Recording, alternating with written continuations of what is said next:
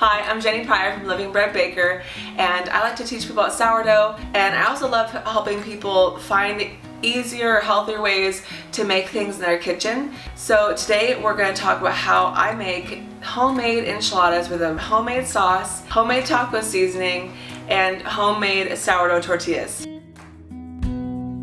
When we have taco night for our family of 6, we usually make 2 pounds of ground beef seasoned with my Mexican seasoning, and we will use 1 pound that evening and the rest we save for leftovers. And so by the time I'm ready to make my enchiladas, the taco meat is already seasoned and already cooked and ready to fill. So my first thing that I make is my red enchilada sauce. And I started making my own because I was having a hard time finding one that did not come in a metal can. For me personally, I try to avoid things that are acidic ingredients inside metal cans for health reasons. I couldn't find any ones that tasted good and authentic in glass jars. First of all, they were more expensive and the flavor just wasn't right. Once I started making it, it was a favorite of everyone. I didn't need to buy any more enchilada sauce. So the first thing you're going to do is take your Mexican seasoning, get that out, unsalted butter, and all-purpose flour. First, I put in the butter to get it starting to melt in my saucepan. And then I add my Mexican seasoning. I'm using 2 tablespoons here to the 3 tablespoons of the butter and 2 tablespoons of all-purpose flour. I'm going to use a whisk to stir these together, and they're going to cook and meld.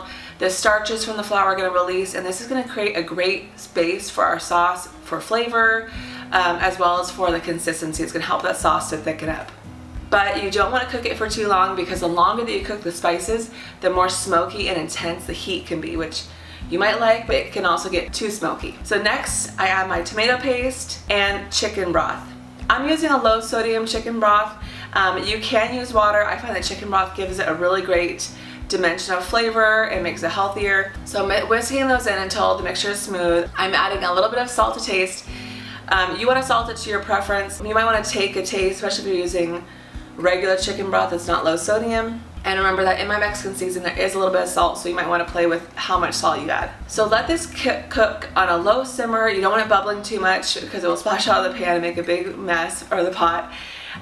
So this takes about 3 to 5 minutes for it to cook down and reduce a little more. If you cook it down too much, it's going to be really thick. It's going to be more spicy, because remember, once you put it in the oven, it's going to cook down even more as enchiladas bake. Once your enchilada sauce is made, set that aside and cool down, and remember that as it cools, there will be even more liquid that will steam off.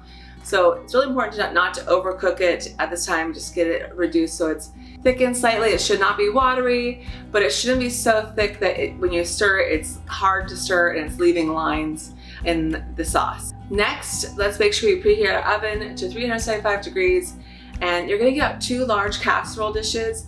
I like making a big batch of these, so I'm gonna make 16 enchiladas. I'm taking my sourdough tortillas out of the fridge. I make these for taco night, and I love it when I have the time to make a double batch.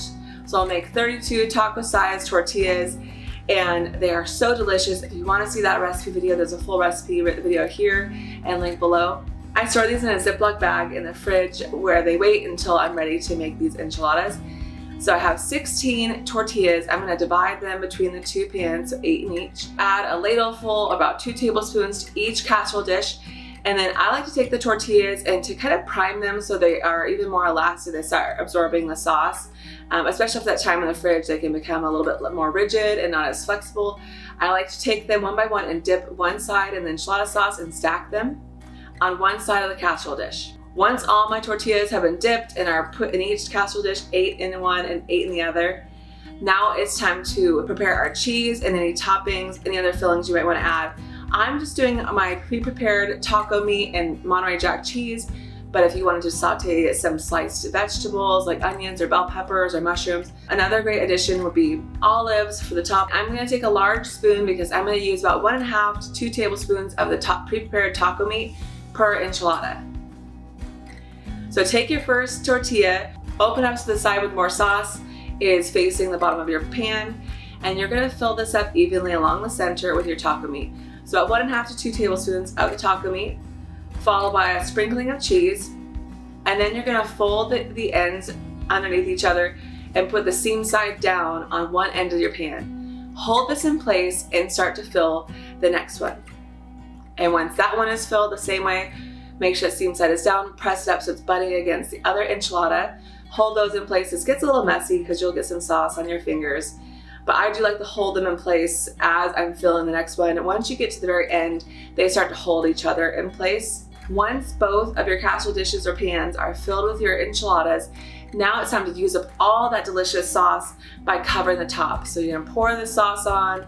You can use a spatula to make sure it's spread all the way across the tortilla. I like to try to get it to the very ends to make sure that all the tortilla is coated so it soaks that flavor along the whole side, that I don't get any burnt ends of tortilla. Once all that sauce is spread out over the tops of the enchiladas in both pans, now it's time to sprinkle the tops with the rest of our cheese.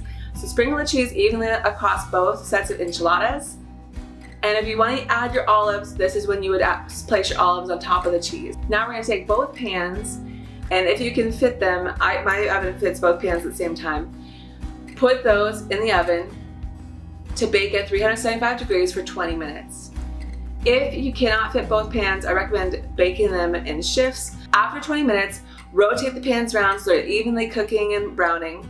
And you're going to bake these for 10 to 15 more minutes. And what you're looking for is you want these tortillas to start getting crisp. You want to see that cheese bubbly and melted, even some of the cheese starting to get golden brown.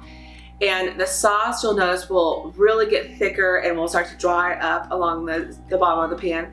So once you see these signs, it's time to remove these from the oven and set them aside to cool down. Once your enchiladas are cool, it's time to serve them. I hope that you enjoy this recipe, and if you make them, I would love to hear about it, so let me know and share this with a friend. Subscribe to my channel so I can share more recipes and especially sourdough help with you next time. Have a great night, and hopefully you're making something yummy like this soon.